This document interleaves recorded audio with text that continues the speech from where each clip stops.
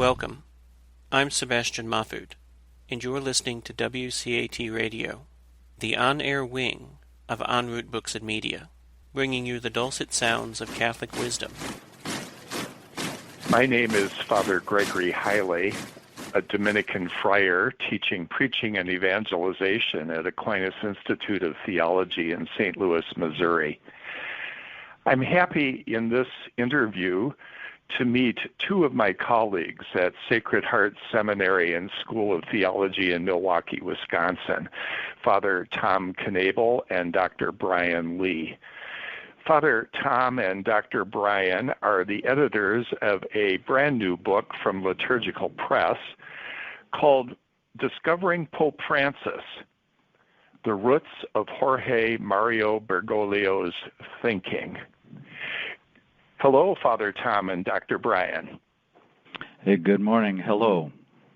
Good morning. Nice to join you. Father Tom, perhaps you could begin by telling us just a bit about yourself and about Sacred Heart Seminary School of Theology. Sure, be happy to. I'm a priest of the Archdiocese of Milwaukee. Been ordained 50 years this year, so it's a significant anniversary of that. After completing seminary, I earned a PhD in systematic theology at Fordham University in New York and was assigned to seminary ministry. I taught at two different seminaries, but this one here at Sacred Heart Seminary and School of Theology, believe it or not, since 1981. I was full-time professor for a good number of years, and then I moved into administration in spiritual formation, and then many, many years as academic dean, and completed as vice rector and director of recruitment. Then I retired, and after 4 years of retirement, or senior priest status, I was asked to come back and be rector for 2 years. And it was in that first year of being rector, just a couple of years ago, that I met the Apostolic Nuncio to the United States, Archbishop Pierre, and the idea of the symposium got started. And that's an interesting story, which we can talk about, I think. But in any event, it was in that first year as rector that this idea was born. And now I finished 2 years as rector. We have a new rector now, and I'm working here part-time. And happy to have this interview with you today. And Dr. Brian, tell us a bit about yourself. I guess my biography is a little shorter than that. My name is Brian Lee. I am assistant professor of sacred scripture here at Sacred Heart for this is my 5th year now. I primarily teach scripture, but I also teach a little bit of ancient philosophy. I got my doctorate at Notre Dame in 2017, and my academic focus is primarily in New Testament, and I wrote on 1 Corinthians, St. Paul. Besides my academics, I have been a member of the community of San Egidio since 1999. I'm married and I have one daughter. And Father Tom, tell us a little bit about the seminary. Oh, yes, absolutely. Sacred Heart Seminary and School of Theology, the present building that we are in was built in 1968. But the priests of the Sacred Heart who own and operate the seminary actually began the seminary back in 1932 on another location. Moving here to 1968, it was initially built as a seminary for Sacred Heart community candidates. But the seminary then expanded its mission in the early 1970s to reach out to what they called older or second career vocations for religious communities, and then largely diocesan candidates. And the seminary had that kind of niche or mission for about 40-some years. In recent years, we've been expanding our mission. We've always had a small Master of Arts program here, but in the last couple of years, we've really expanded that to a MA program we call Cor Unum, which means one heart. And the goal of that program is really to evangelize and heal a broken world. And I think what it does, when you think of that tagline, to evangelize and heal a broken world, a fractured world, it really goes along with the whole goal of Sacred Heart Seminary, and that is to make sure that the theology we teach is at the service of the church. So, as I say, back in the 70s, we saw a need to help the church ordain, prepare older men for priesthood. In the last, 10, 15 years, we've been training and preparing younger men in their 20s from the dioceses of the state of Wisconsin, and we presently have about 50 of those younger men with us in addition to the older men. We've got that rich, enthusiastic lay MA program, the Cor Unum I just spoke about. And so the goal of Sacred Heart really is to be of service to the church. And I think that's really the fundamental goal of all theology, to help evangelize and minister to the needs of the world, to help people find the mercy and tenderness of God in a world that seems really to be lacking that. So, as you might sense from my comments here, I'm excited and happy to be associated with a seminary and school of theology that I think is really a very wonderful institution, and the church is blessed to have it. I had the opportunity to visit Sacred Heart Seminary and School of Theology some years ago, giving a lecture at the seminary, and I would give kudos to the seminary's extraordinary English as a Second Language program. Thank you for bringing that up. We've got a number of programs here, and I must admit, they sometimes I forget to mention. That's another great service. When you think of the number of candidates for priesthood who were perhaps born in another country and are now being called by bishops to come here and minister in the United States, for many of them, they need to learn English. Others who learned English in their native countries need a lot of work in what we might call accent modification to make sure that the English they're speaking is the American English that the audiences, the congregations can understand and is effective. In addition to that, we have a number of priests from around the world who need to learn English to complete graduate degrees or get into leadership positions in their respective dioceses or religious communities. So they're here learning English as well. It's a rich group of people, in almost all cases, highly intelligent, and they really contribute to the ambiance, if you will, to the community of Sacred Heart. I think we're more and more aware of the international, global nature of the church today, and our lay and priesthood students preparing here see the international church. We eat with members of the international church on a daily basis, in addition to studying and praying with them. So, that is a very important part of our mission. Well, the church thanks you. You're doing good work. Father Tom and Dr. Brian, when I look at the cover of your new book, Discovering Pope Francis, one feature that stands out right away is it says that there's a papal foreword by Pope Francis himself. And as I read Pope Francis's foreword to your book, here's what he says. This collection brings to the English-speaking world the richness of the ideas of the men and women who influenced my own spiritual, theological, and philosophical development. And Father Tom, as you mentioned a few moments ago, the origin of this contribution, this collection of essays about Pope Francis's intellectual influences, began in 2017 when you invited the apostolic delegate to the United States to give your annual Dihan lecture. Archbishop Christophe Pierre got into conversation with you and other members of the faculty about the perception that people have in the world sometimes that Pope Francis is such a pastoral pope, but he's not an intellectual heavyweight. And could you just tell us a little bit about that initial conversation that you had with Archbishop Christophe Pierre and what he was trying to say about that critique? Certainly. He expressed to us, actually I met him sort of as a grace.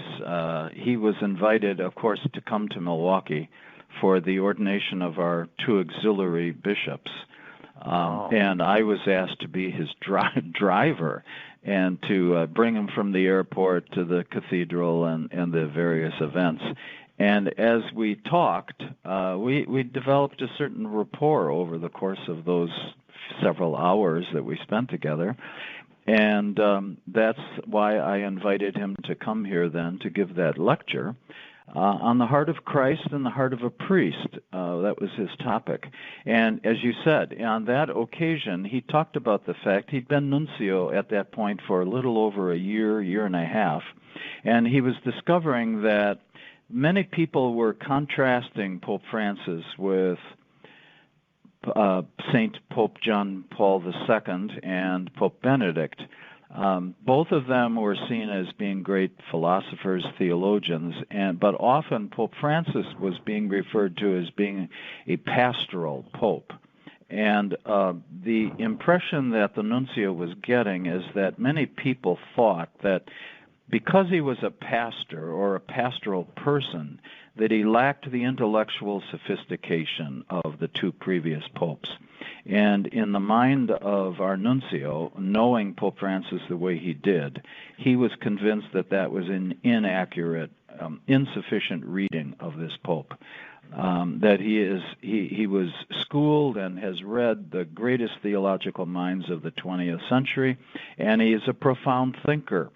But because he tends sometimes to speak in language that's more understandable to the language of, let's say, our church members or to the world at large, and because he has these powerful gestures of mercy and tenderness, sometimes people had a inadequate understanding of the depth of his mind and the broadness of his vision. So he was talking about this, and we suggested that what we needed, and he suggested that we needed a symposium, a meeting where we could sort of present to the Church in the United States some of this deeper background that the Pope has. And it was out of that conversation that we moved in this direction. Now, the nuncio said that he's been reading in Italian this wonderful book by Massimo Borghese called The Mind of Pope Francis, and that he thought it was an excellent introduction to the Pope's thinking. That book has now been translated into English, The Mind of Pope Francis, again by Liturgical Press, and it's an excellent resource. And it was out of the reading of that book, the nuncio suggested that we use the authors who had contributed to Massimo Borghese's understanding, men who had intimate knowledge of the Pope's background and thinking and had worked with him, and that he thought it would be great if we could get them here as speakers. So I had the opportunity to go to Rome a month later. I met with Massimo. It's a kind of cute meeting. We talked for an hour and a half. He brought his daughter to help translate from Italian to English, and I had a friend with me who knew Italian to translate my English into Italian. And so for an hour and a half, we talked about the vision of this symposium. He enthusiastically embraced it. We secured the other speakers, and within a year, we had this thing organized for October of 2018. So I think that's kind of the genesis and the way it came to be. It's really remarkable that this lecture by the nuncio was just 2 years ago, and then within a year after that, you had this remarkable symposium at Sacred Heart Seminary, and now just a year later, this remarkable book has come out. And I had been wondering how you had found and identified this extraordinary mix of writers in the book, all of whom were speakers at the symposium. And it sounds like it began with this 90-minute conversation with Massimo Borghese. Yes, it did. And I had the opportunity to meet at a couple of occasions here in the United States with the nuncio. I knew he was going to be present in various places for the ordination of some bishops. So I traveled over there, and we had some fairly lengthy planning sessions to talk about the kind of speakers who could adequately present the depth of the Pope's thinking and do so in an attractive way that would speak to people. And I think that's what we've gathered now into this book, Discovering Pope Francis, are these amazingly interesting and valuable presentations that were made at the symposium. There's a great deal of theological depth to this book, by all means, and I know Dr. Brian will be happy to talk about some of those speakers in a moment here. But it's also all was done for the sake of evangelization and to spread the joy of the gospel, these themes that are at the heart of Pope Francis's agenda. Yeah. Well, as you've mentioned, Father Tom, Massimo Borghese from the University of Perugia was one of the speakers. He's the author of this important book, The Mind of Pope Francis, Jorge Mario Bergoglio's Intellectual Journey, which is also from Liturgical Press. You also, as a speaker, had another notable international authority on Pope Francis, Austin Iverly from Oxford University. He has a significant book, well worth reading, called The Great Reformer, Francis and the Making of a Radical Pope. That's a jarring title in itself, The Making of a Radical Pope, and I think it goes to this tension that we mentioned earlier of what does it mean to have a pastoral pope grounded in a deep intellectual tradition. There's been something very significant happening in the Catholic Church since Vatican II, and it's really marked out by the intellectual perspective of Pope Francis. Dr. Brian, maybe we could just go back to this notion of this reality of Pope Francis, Jorge Mario Bergoglio, as a pastoral pope. What is his pastoral background? Yeah, so I guess let me step back a little bit.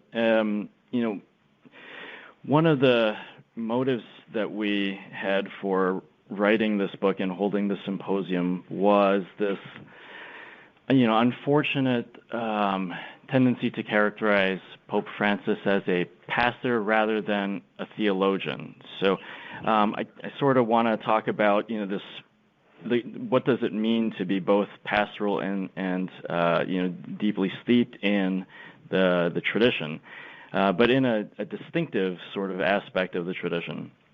We wanted in some ways to help people understand that Pope Francis, his pastoral vision for the church is very much rooted, and flows out of revealed tradition. It's not just sort of political, or it's not just sort of being a nice guy. And I think the lack of understanding of his theological tradition, of the tradition of Latin America in particular, is, it both contributes to this notion that he's liberal, and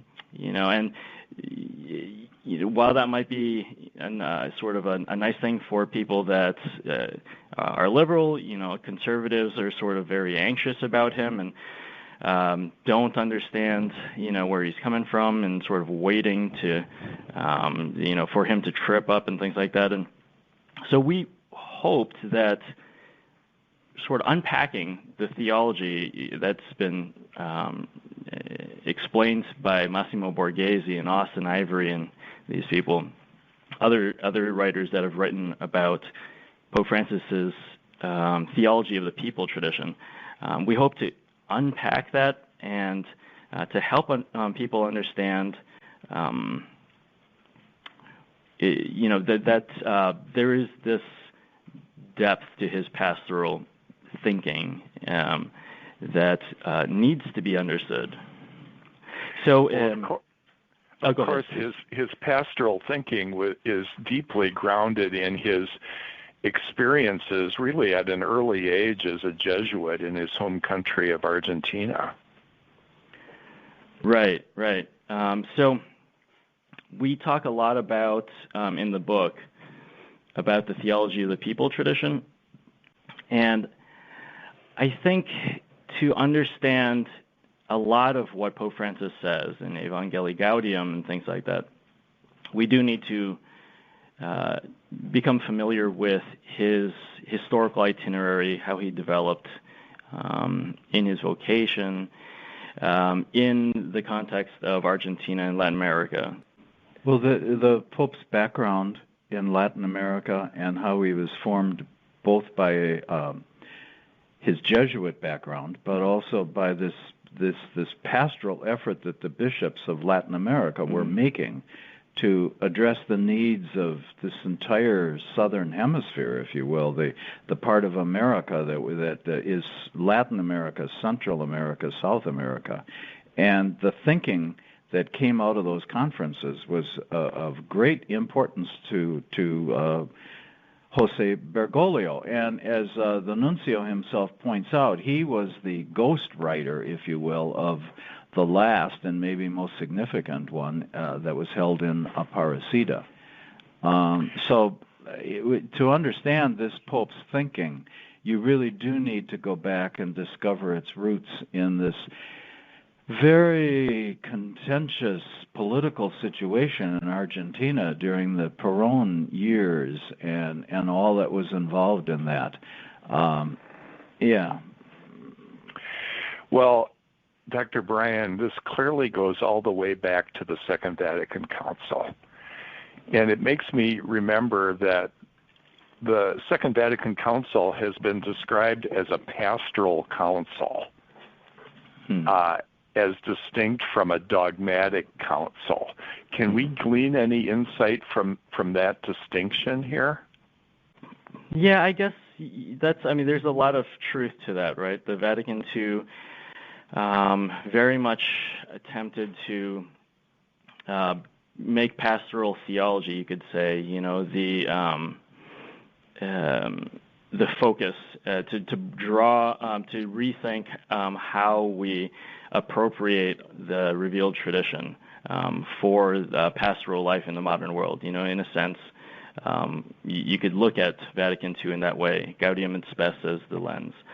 The way that this gets taken up in Ceylon, our contributors have helped us understand, is it's hard to understand that without understanding theology of the people. And the way that, in particular, that tradition of theologians in the Argentina and Uruguay regions understand the concept of the pueblo and the people. So it's hard to say that theology of the people is merely pastoral, but it's a mode of doing theology that is sort of intrinsically pastoral. In the papal foreword, the Holy Father himself says that at this present time, he says, for the sake of evangelization, theologians and philosophers, I'm quoting here from our Holy Father, must engage in research, dialogue, and above all in prayer to develop a creative synthesis that proposes the attractiveness of Christ to a world that desperately needs his mercy. And I think that what you're finding in this book are these essays that highlight this synthesis of faith and politics and culture that occurred on the Latin American continent, and that our Holy Father feels that can be a tremendous help and advantage to the rest of the world in attempting to see how you can fit together pastoral concerns for the good of people, as well as maintaining the orthodox and obviously extremely significant tradition of the Church. If I can go off for just a second, what occurs to me often is this symposium is attempting to, in a theological way, flesh out, if you will, no pun intended, the theology of the Incarnation. If you remember one of those key phrases of our creed that we profess every Sunday, who for us men, for us human beings, and for our salvation came down to earth. We're talking about God the Father sending His Son for us and for our salvation to take flesh, the Word, the doctrine, the dogma, if you will, in an analogous sense here. Obviously, this is God, Jesus, the Word, becoming flesh. And what we need to do, and what the Holy Father is trying to do in this pastoral vision of his, is to somehow bring church doctrine, if you will, down to earth, presented in a way that will speak effectively, evangelize, bring God's mercy and eternal love and compassion to people. So, as Brian was saying, it's not a diminution, it's not a lessening of church doctrine, but it's a way of making it flesh. Now, the Pope says there's always a tension, and it was in the way it was in the time of Jesus, a highly provocative person. When the Word becomes flesh, it brings about a certain tension, and that's what we're finding in the church today, I think, among so many people. As I think about Vatican II, a huge influence of it was how do we be a church in the modern world? Yeah. And what I'm hearing is that the Latin American bishops in their conference, over a series of important moments, really tried very creatively and earnestly to address that question for Latin America and the Caribbean. So they had, the Vatican Council was in the 60s. The meeting of the Latin American and Caribbean bishops in 1979 at Puebla de Los Angeles in Mexico. And then you mentioned the important meeting at the Marian Shrine in Brazil at Aparecida in 2007. And it's, I think, very telling that the Latin American bishops in those meetings were wrestling with this question of modern world in the concrete in Latin America, where they saw a lot of fragmentation and a lot of cohesion in the church, and they had a pastoral concern about that. And as Dr. Brian said, the whole theology of the people arose out of that. In fact, you have a whole excellent essay in the book by Guzman Carriqueri-Lecour about the theology of the people. He's from Uruguay, and he's the secretary of the Pontifical Commission for Latin America. Dr. Brian, can you just unpack a little bit, what is this theology of the people that the Latin American bishops were discerning and articulating in their response to Vatican II?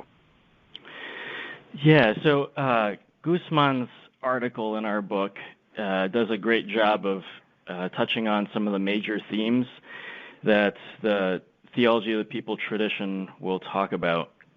We also have other writers that touch on that, but Guzman's article sort of summarizes key points. Theology of the people is this tradition of doing theology in Argentina and Uruguay, as you said, that develops a really distinctive understanding of how to understand the way that God works in the people of God, and it's highly sensitive to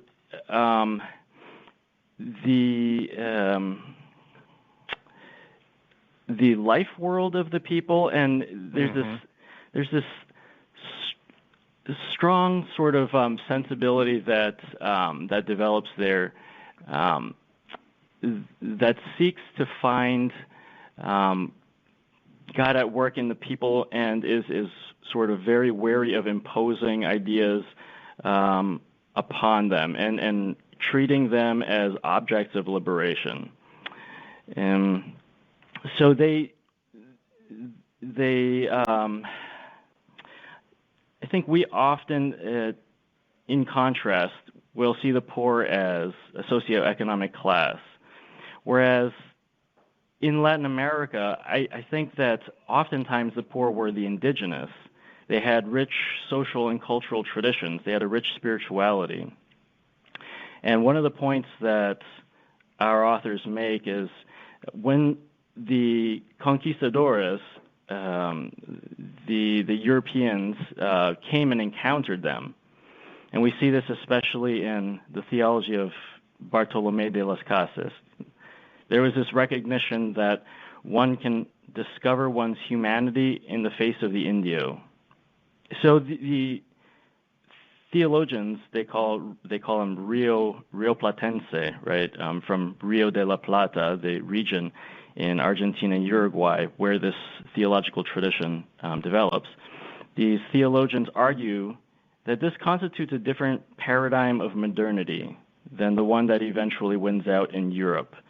The European one they would characterize, and you see this especially in Rocco Buttiglione's article, it constitutes a Protestant Enlightenment paradigm. This focus on liberalism, the separation of state and religion, on rules and laws, and that generates a certain kind of pluralism.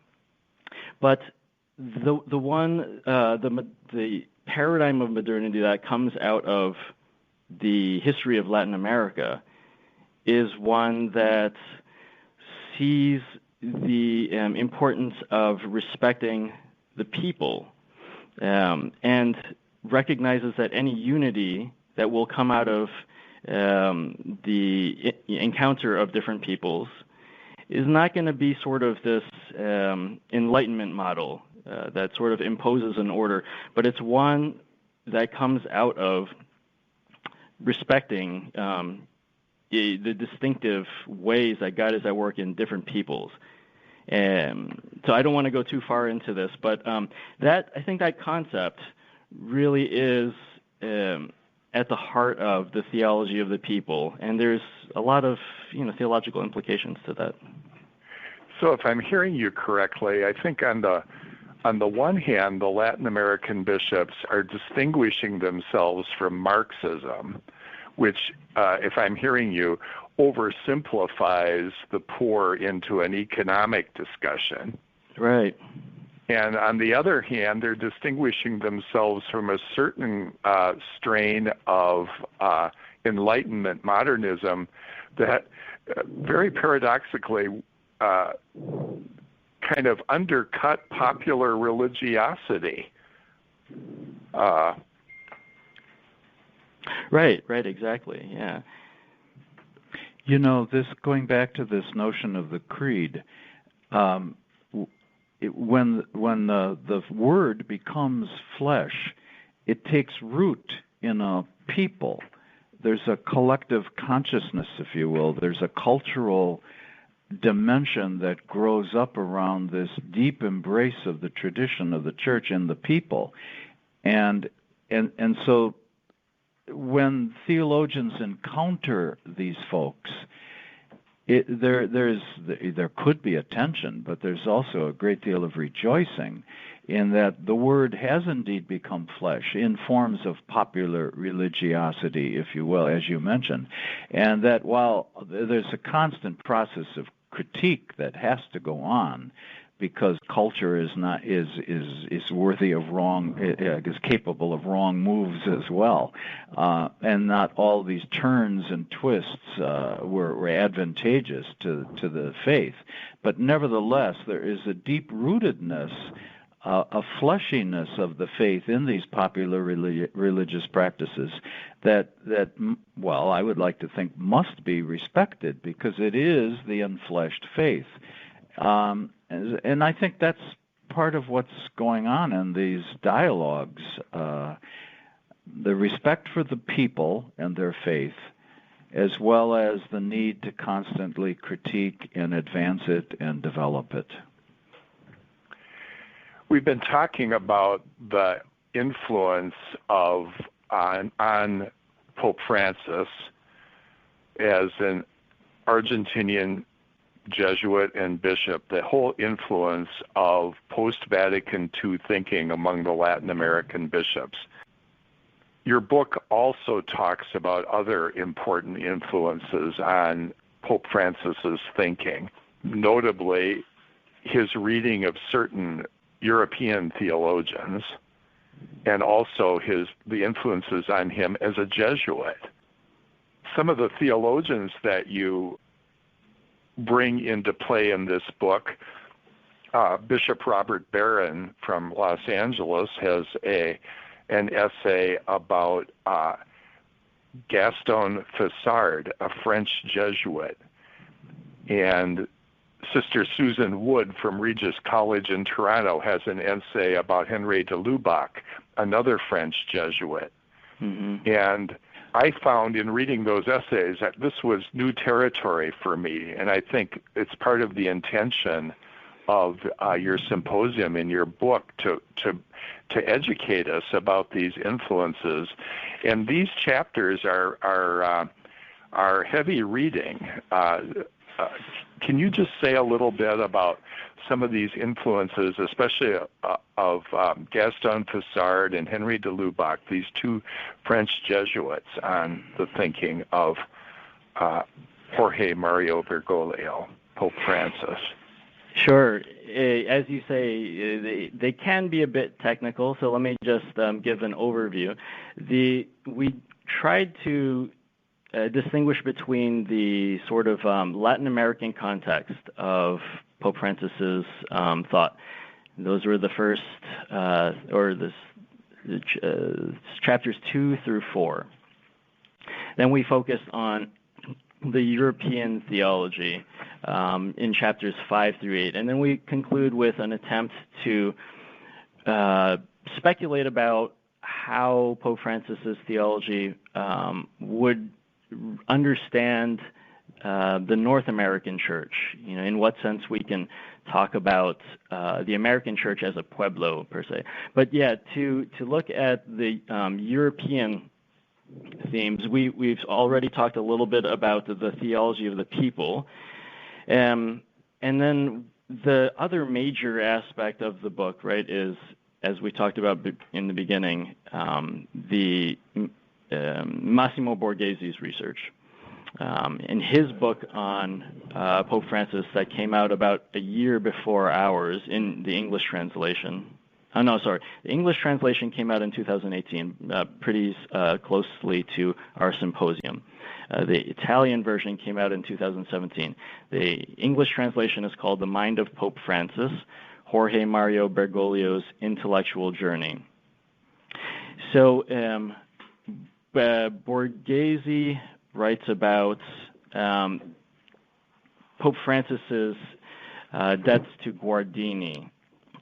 Right. Pope Francis certainly, develops this notion of dialectical polarity that we find in Guardini, beyond Guardini, and it's sort of a mixture between European and Latin American theology.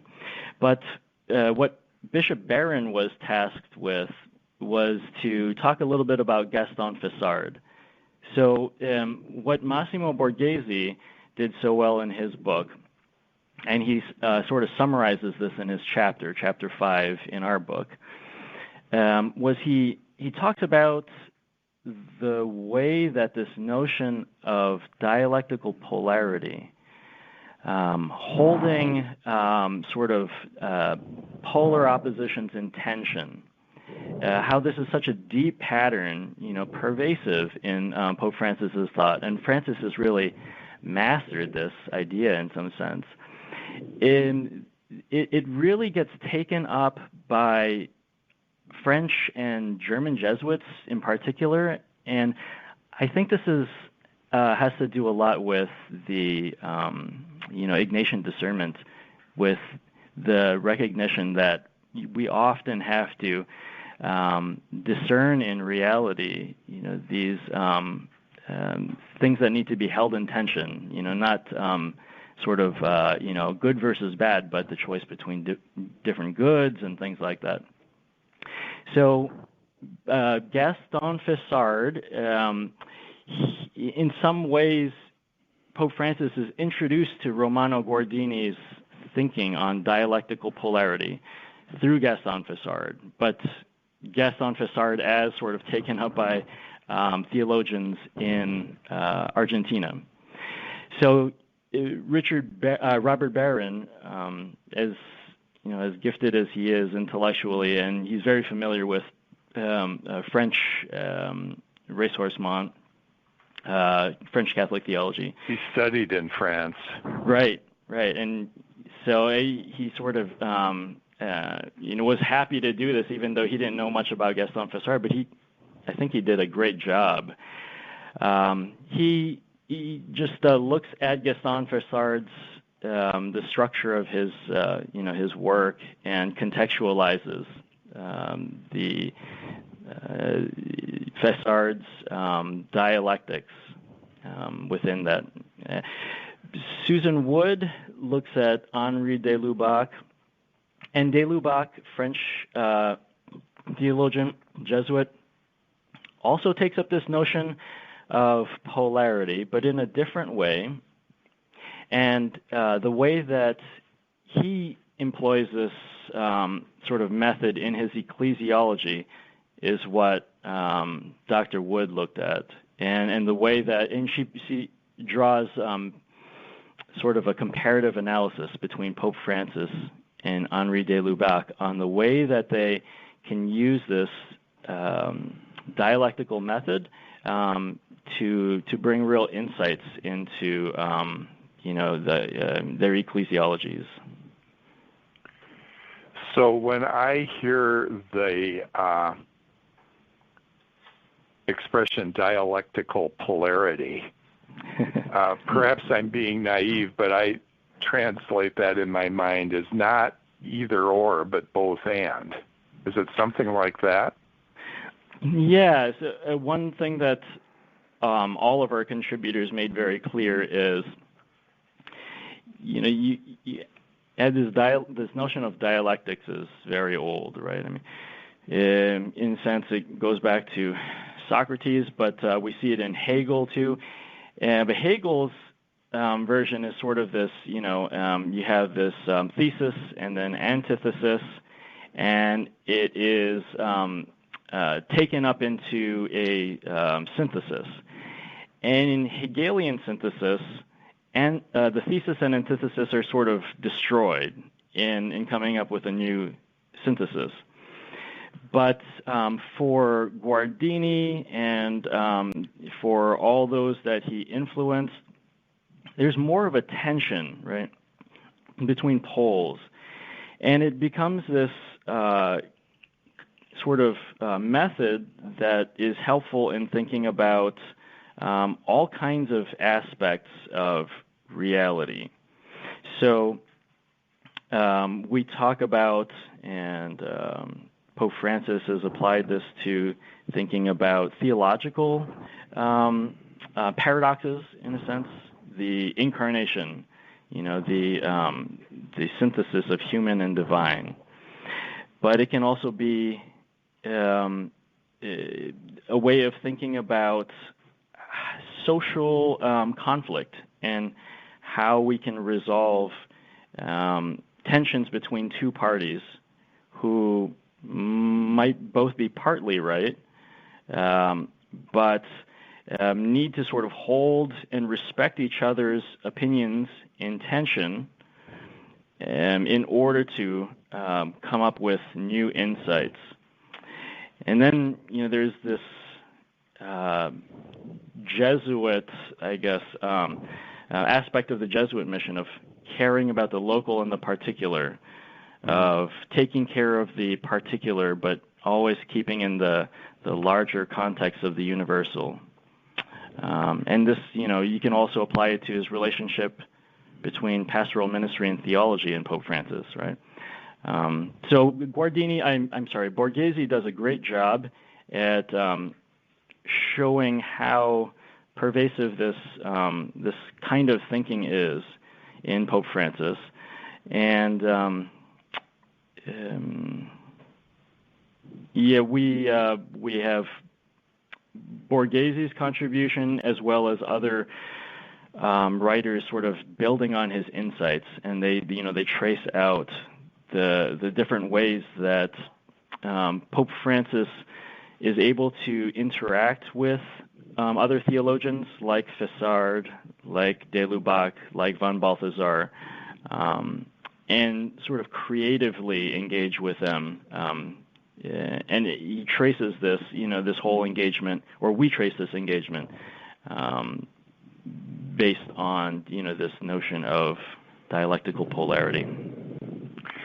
Well, as a result of reading your book, I definitely want, as my next read about Pope Francis, to read Massimo Borghese's The Mind of Pope Francis.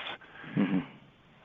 A book early on in Pope Francis's papacy that helped me a lot to understand the mind of Pope Francis was Paul Valé's book, Pope Francis, Untying the Knots. Mm-hmm. And Paul Valle talks about the life story of Pope Francis as a very young Jesuit provincial in a very politically torn Argentina during the Perón era, and how difficult it was to be a pastoral leader and a major superior of Jesuits during that time. And then his period as a rector at the seminary, where he became well known for his pastoral outreach among the poor in the areas surrounding the seminary. But that early period in his life was a very painful period that, in a way, he went to Germany to do doctoral studies, I think not only to study, but to kind of make meaning out of all he had been experiencing.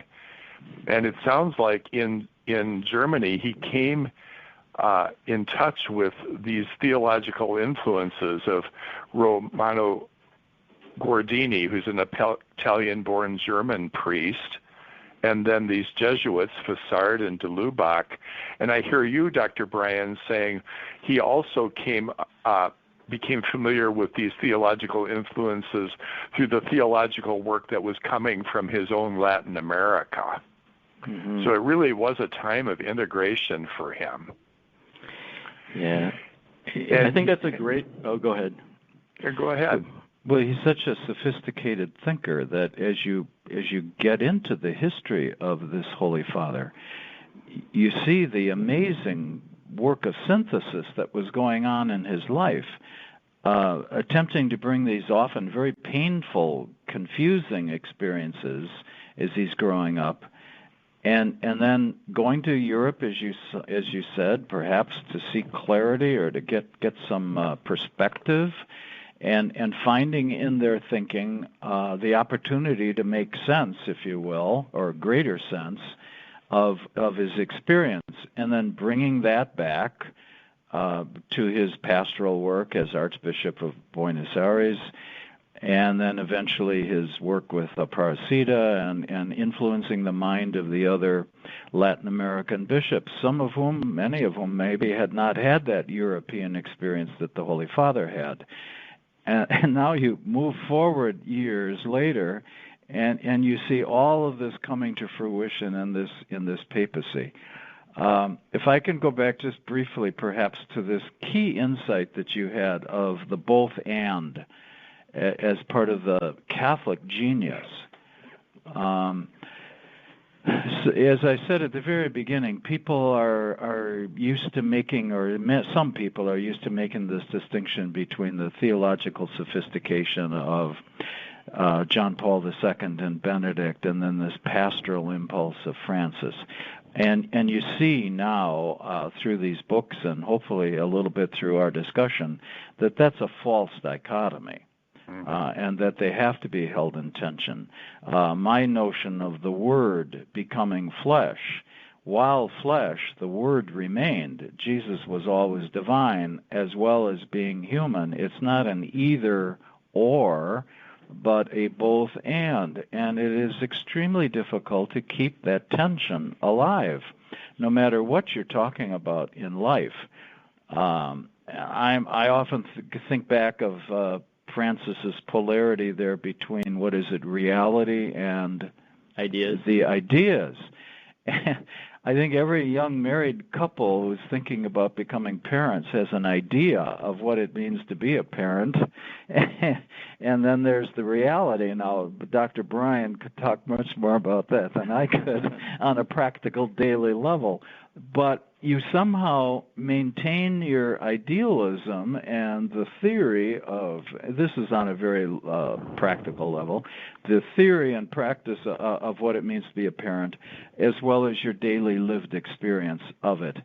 And I think that whether you're talking about theology of the people, the European intellectual tradition, the lived experience, what did we call that, popular religiosity of so many people around the world, as well as the theological writing and books.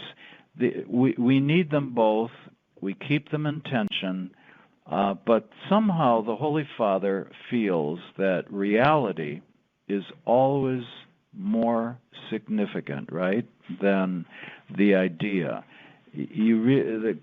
Theology is always at the surface of salvation. It has to reach people where they really are, not where you would like them to be or where you think they should be, but where they really are. And that, as any pastoral person in this world who tries to remain faithful to the tradition knows, this is often a very difficult task. And I think it's the one that our Holy Father is engaged in right now in the world and in his papacy. And of course it raises consternation, just as Jesus did. Well, paradoxically, this very sophisticated thinker in his synthesis comes across in a very simple kind of way. He's a realist. He's very practical. And I'm glad that we've saved one of the very important essays to last, the essay by Austin Iverley from Oxford. His essay is called Close and Concrete, Bergoglio's Life Evangelizing a World in Flux. That expression, close and concrete, where does it come from? Austin is taking a phrase of Pope Francis's and sort of making it thematic for Pope Francis's sort of mode of doing theology. And for Pope Francis, Austin demonstrates that there's this real focus on the sun catabasis, the condescension of God. And Austin, I think, does a great job at helping us see how thematic or programmatic that is. So he'll say in his chapter here, I'm just reading from our book, he says, Francis's call is for us to imitate sun catabasis, God's self-abasement, to show in what we are, how we speak, and what we do, a God who attends to the particular, to the person, to realities rather than ideas. Faced with a lack of hope, the Lord is moved, comes down, and gets close. The Church's task, Francis believes, is to rediscover the Lord's way of coming near in order to evangelize. At a time when technocracy has rendered our institutions abstract and remote and inhuman, Francis calls the Church to go in the opposite direction, to be close and concrete. Without this closeness, this mercy, this helping people open to the workings of grace in their lives, the Church's ethical proclamation will become, like so many narratives today, remote and rigid, and the institution cold and distant.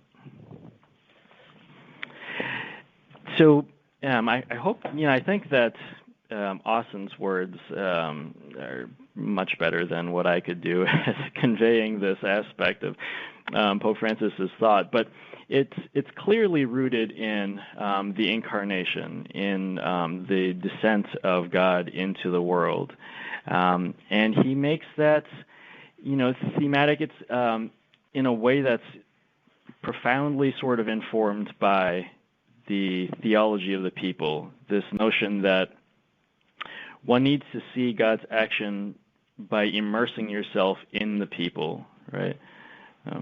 But can I go back and sort of talk a little bit about the 4 dialectical principles? Yes. And I want to go back, perhaps by way of conclusion, to Pope Francis's theology of tenderness as well. So what are these principles? So we talked about reality is greater than the ideas here, and Father Tom also mentioned them.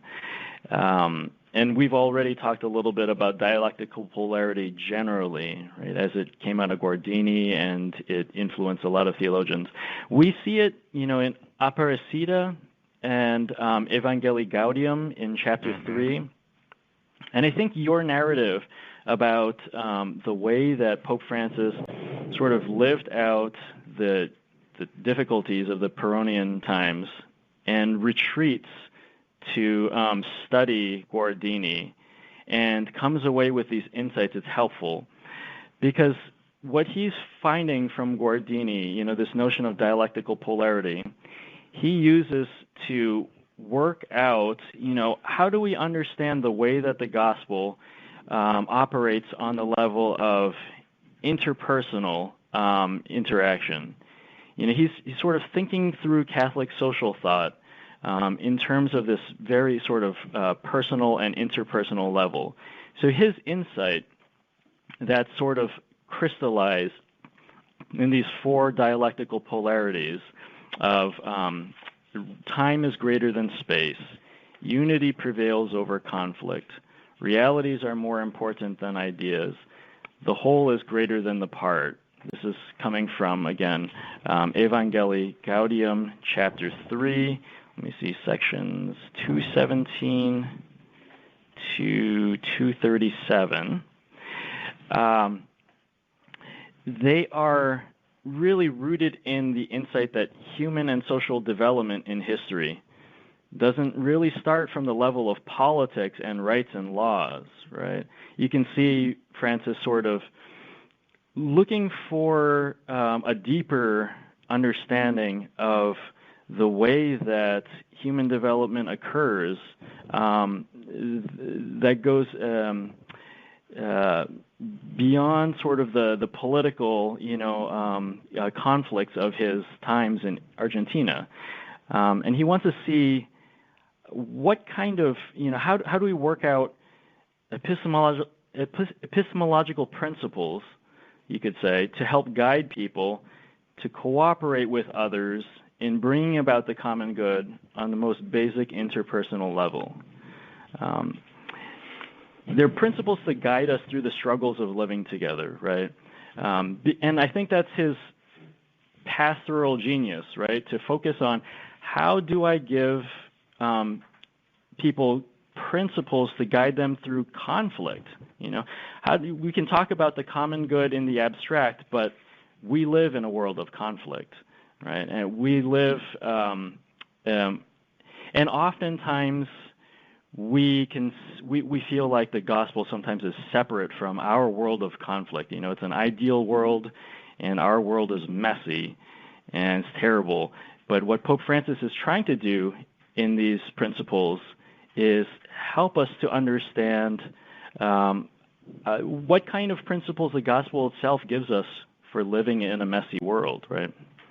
And one way that the Jesuits talk about this distillation is in their understanding of tenderness. Mm-hmm. And we hear now Pope Francis calling for a revolution in tenderness. Maybe that word kind of sums up what you're saying here. Yeah, tenderness is essentially another way of talking about this close and concrete thing that Austin was talking about, right? Right.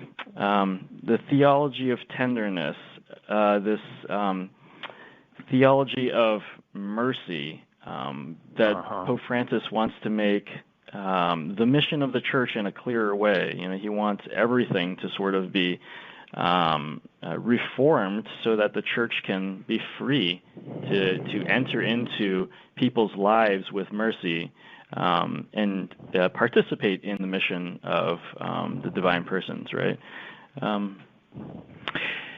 As Dr. Brian was speaking, I couldn't help but think of my namesake, the saint after whom I was named, St. Thomas, in the New Testament, where Jesus encourages him to come to a true belief in the resurrection. He said, "Put your hand into my wounds." And there is a way in which this church or the world can become isolated from or apart from the suffering. And I think this Pope's sense is that if we can't really truly understand and embrace the suffering, the woundedness, the messiness, if you will, the pain of the world, if we put our hands into the wounds, we can never, ever really come to understand the joy and the reality of the resurrection. And that's not a first thought that many people have. I think most people, or many people, think you discover joy by avoiding pain and suffering, and certainly not embracing it. And I think that's this deep level of tenderness, because for the vast majority of us, when we put our hands into the wounds of others, we respond with an immense tenderness toward the person that we're touching. And this is what Jesus did. This is what God did. He embraced the wounds of the human race. And his eternal nature, it's not one that just developed at the incarnation, but God's eternity was mercy and tenderness. And it was shown and revealed to the world in the person and mission of Jesus. And I'm just so grateful that this is why this symposium was held at Sacred Heart, a seminary. I think there is sometimes universities can become separate from or isolated from the real life of people, but that is not possible in a seminary, because every day our seminarians remind us that they are studying theology for the sake of ministry. They want to use this to help people. It is deep at the heart of our priest candidates.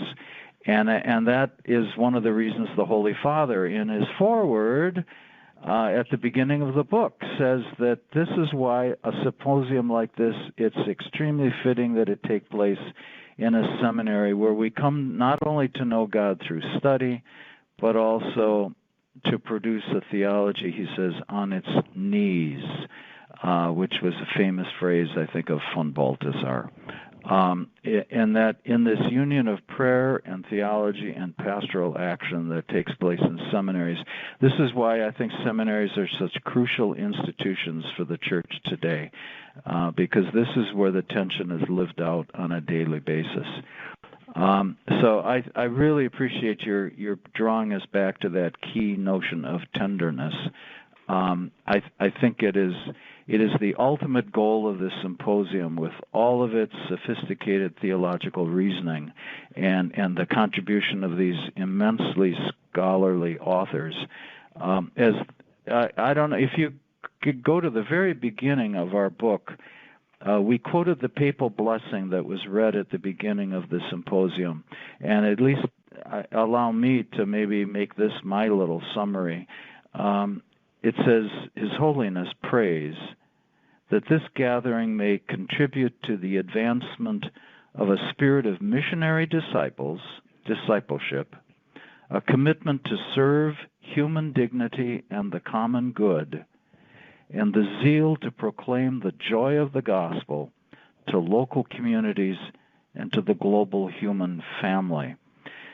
As rector, one of the ones that was crucial, at least, in granting permission and enabling this symposium to take place, that really summarized, I think, one of my deepest thoughts as to why this symposium took place and why I'm so grateful that Dr. Brian worked so assiduously at editing this book and helping it see the light of day. Father Thomas Knoebel and Dr. Brian Lee, thank you for this valuable book, Discovering Pope Francis, The Roots of Jorge Mario Bergoglio's Thinking. I think we have a remarkable gift in Pope Francis, in which the discerning insight of the Latin American Church in receiving Vatican II and considering what it means for us to be, as they say, missionary disciples by virtue of our baptism in this modern world in which we live, and calling us to a pastoral encounter with one another with tenderness and with mercy. That vision of the Latin American Church, thanks to Pope Francis and his apostolic letter, Evangelii Gaudium, the joy of the gospel, the vision of the Latin American Church has now become the vision of the Catholic Church universal. And you've performed a real service for the Church as a seminary by burrowing down more deeply into the thinking that led to the understandings of this remarkable Pope.